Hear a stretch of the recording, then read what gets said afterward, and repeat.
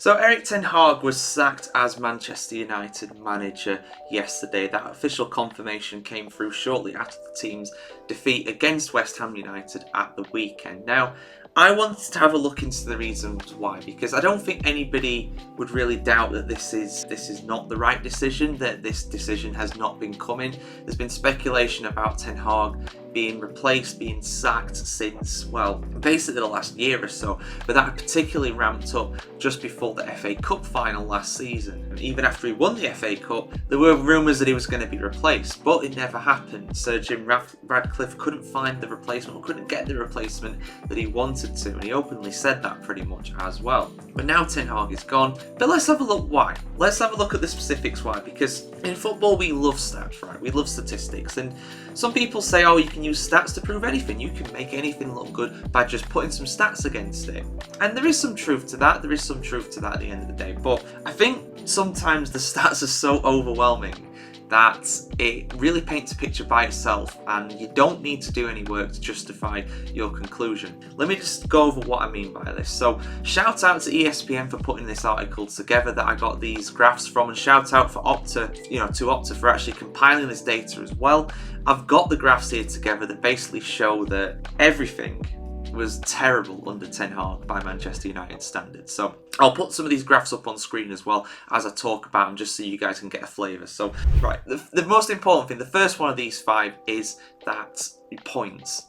Points win prizes, points win Premier League places. The less points you get, the lower down in the table you are. The more points you get, the higher up you are. And the points per game for Manchester United since 2008, I mean, Sir Alex Ferguson's a freak in any of these kind of stats. He's always going to be on top in pretty much every one of these, even if you take it from 08, which arguably is not the best data set for him because, he won the majority of his titles before then. But, Ferguson's a legend. That's not going to change. But you look at the points here for every Manchester United manager that has at least 30 games. Managers like Ryan Giggs, who was in charge for a temporary amount of time, isn't included in this. But you look at the points per game. Manchester United's managers in the Premier League era: Alex Ferguson 2.28, Mourinho 1.89, Solskjaer 1.81, Van Gaal 1.79. Ten Hag is 1.7. The only one in the Premier League era that is lower than Ten Hag was David Moyes, and he only had that one season. And that's backed up really with the table. I mean, they had their worst finish in the Premier League era last season in 8th place. This season, they are all the way down. I have to actually scooch around my laptop to see it. They are in 14th place at the moment. They're level on points with West Ham. They're only just ahead of the likes of Leicester and Everton, who have really had some struggles this season so far. So right now, it's looking like this could well be, again, one of the worst seasons in Manchester United's history in the Premier League. And that's the simple fact. The lower down you are on the table, the worse you're going to be. And where they are right now is absolutely unacceptable for the amount of money they have spent. They've spent, what, £500 million, I remember hearing the other day, on players since Ten Hag took over. You can't spend that amount of money and be that low down the table. Simple as that. None of their rivals are anywhere near them, realistically, in the table. So, there we go. But it's not just about points. It's also about creating chances. You want to create chances and you want to score goals. But also, not conceding goals is also important. So let's focus on goals conceded and chances conceded in this next stat. So again, same data set, same, since 2008 here for this one. All the Manchester United managers. So Alex Ferguson tops this list. He conceded 0.87 goals per game on average. Mourinho is next, 0.92. Then it's Van Gaal, 0.95. Solskjaer is at 1.16. David Moyes is about the same as that, at 1.18. And then it's Erik ten Hag, 1.33. And again, this is backed up this season. They have conceded more goals than they have scored. They've only scored 8 goals. And I'll get onto that goals scored very soon. But let's just focus on the goals against. 11 goals. It might not seem that much. I mean, Brighton, for example, have conceded more goals than Manchester United, and they're up in 6th, but it's also the way they're conceding them too. You look here at this next graph here, the amount of shots that they're facing on average per game, and then the also expected shots per game. So what I mean by the expected goals here on the y-axis here, basically that means the quality of shots. So the higher quality of shot, the more likely they are to score. That ranks them higher on the graph. Now, that's the average of what it is. So it's not only that Manchester United are conceding a lot of shots under Ten Hag. I mean, you look at Ten Hag, he's all the way in the top right of this. His team concedes far more shots than any other Manchester United side. And I mean, look at Alex Ferguson, for example, is the third highest. He's about the same as Moyes, actually.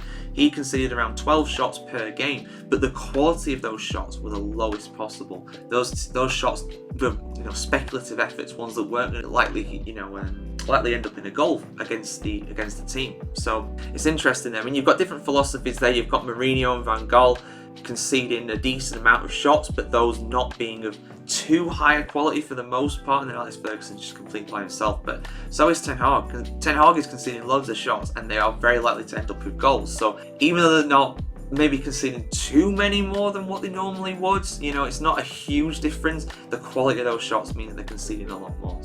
But let's talk about goals scored, because this for me is probably the worst part of it. Manchester United this season, for example, have scored 8 goals. The only teams that have scored less goals than them are Crystal Palace and Southampton, both of them in and around the relegation zone. Both of them until this weekend as well without a win. Palace picking up the first win of the season. But you look at the goals scored here. I mean, people have a go at, Van Gaal for being really defensive, extremely defensive football. Would you say that Ten Hag is extremely defensive football? I wouldn't say so. But he scores on average, his teams score on average around the same amount of goals. 1.43 and 1.46 for Ten Hag and Van Gaal respectively. Even Mourinho, he scored 1.62 and he is, lambasted as someone who has very defensive football tactics, and it's miles off the likes of even Solskjaer and Alex Ferguson, who are top of this list by some distance. And this is also a very damning one as well for me. The goals scored versus goals expected. So again, XG is not perfect. I'm not going to get away from that. I'm not a massive fan of it, but it can show which sides are underperforming, which are overperforming, which are getting lucky. And you look at Manchester United here, they are creating chances, but they're not putting them away. Again, it's that goals scored thing.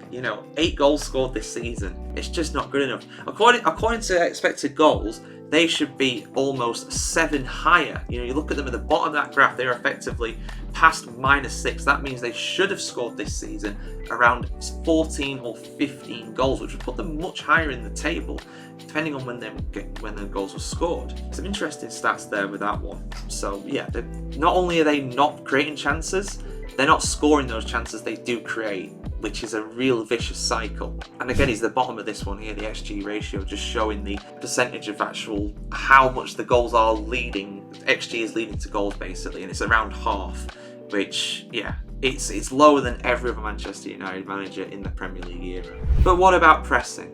The high press, something that is very much a buzzword in football right now. Well, it's not really happened. And there's a way to quantify this again with some stats. And so this one basically looks at how many passes on average the opposition team has before a tackle, interception, block, foul, anything like that. So if you're doing a high press, if you're pressing a team, then what you're doing is trying to put them under pressure in possession. You are trying to win the ball back as quickly as possible. To do that, you have to get into them. You have to get and try and intercept, to try and tackle. You might foul them, you might block a pass, something like that. That has to happen. That attempt has to happen. And according to this here, again, the press is just not there. Interestingly, Van Gaal, the actual best one here, around 9 or so passes on average from the opposition before something is attempted, before the press is actually effective. But Ten Hag, again, the worst of all of these. Well behind David Moyes and Jose Mourinho, well behind even Alex Ferguson, when football tactics were very much different to what they are nowadays. The Ferguson team still pressed you more than what Ten Hag did. So that is the fourth one there.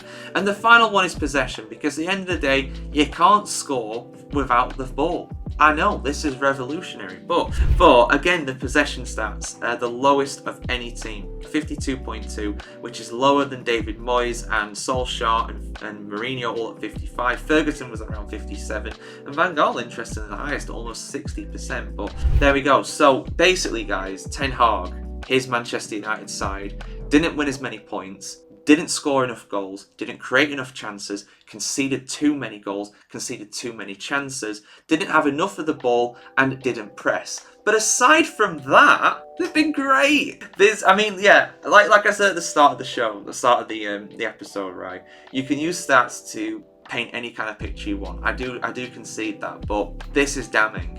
You can't paint this in a positive light. This is really, really bad, and it just shows how bad Ten Hag has been. How bad that side is right now. Whether you blame the manager, whether you blame the players, whether you blame the board or whatever, right? The fact remains that Ten Hag's team, this season in particular, has just not been good enough. But yeah, guys, that's my kind of statistical analysis of all this. Like I said, stats provided by Opta, article by ESPN, but I've just created my own thing and drawn my own conclusions from that. And it's basically that Ten Hag deservedly got the sack. But what do you guys think? Do you think it was right that Ten Hag got sacked, even after listening to me ramble on for over 10 minutes about that? Because again, it's pretty bad. It's pretty bad.